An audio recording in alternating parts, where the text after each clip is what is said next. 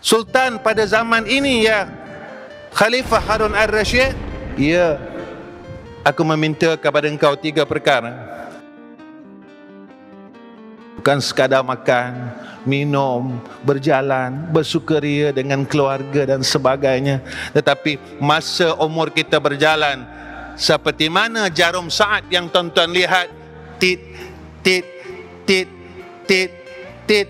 Inilah kiasan ataupun misalan maut itu berjalan menuju kepada titik sampai. Tetapi hati yang kosong, dia tak nampak benda tu. Lalu sampai saat dia bertemu Allah, malunya dengan Allah.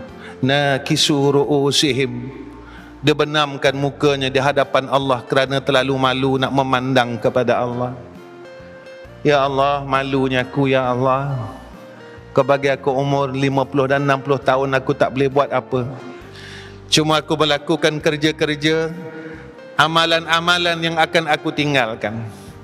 Inilah salah seorang awliya illah yang menegur Khalifah Harun Ar-Rasyid.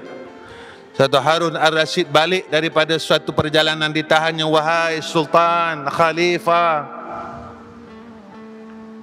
boleh tak aku bertanya kepada kamu beberapa perkara? Tafadhal, kata Khalifah Harun Ar-Rasyid. Orang semua mengatakan aku gila kerana aku mensiapkan liang kuburku sekarang. Tetapi apakah aku gila pada pandanganmu, wahai Khalifah? Engkau membina rumah yang besar, tetapi engkau akan tinggalkan rumah tersebut. Tetapi aku menggali akan liang kubur ini yang bakal aku diam tidak lama lagi. Apakah kerja yang aku buat ini sia-sia, wahai Khalifah? Menangis Khalifah Harun Ar-Rasyid. Lalu dia bertanya, apakah engkau ini Sultan, wahai Khalifah? Sultan pada zaman ini ya Khalifah Harun Ar-Rasyid? Ya, aku meminta kepada engkau 3 perkara. Yang pertama, kata awliya ini, boleh tak engkau memanjangkan umurku? Geleng kepala Khalifah Harun Ar-Rasyid. Bukan daripada kemampuanku, wahai Syekh, dia kata. Jika engkau tidak boleh, boleh tak engkau tunaikan hajatku yang kedua?